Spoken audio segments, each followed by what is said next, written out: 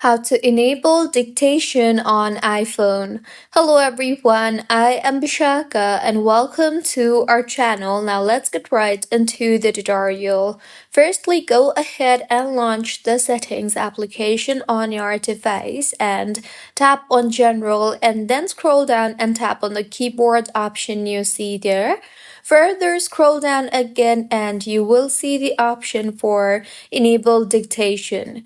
Go ahead and toggle on the toggle button for enable dictation in order to enable dictation on your iPhone. So, this was about how you can enable dictation on iPhone. If you find this tutorial helpful, please like the video and do comment if you have any queries. Also, do subscribe to our channel for more helpful tutorials like this.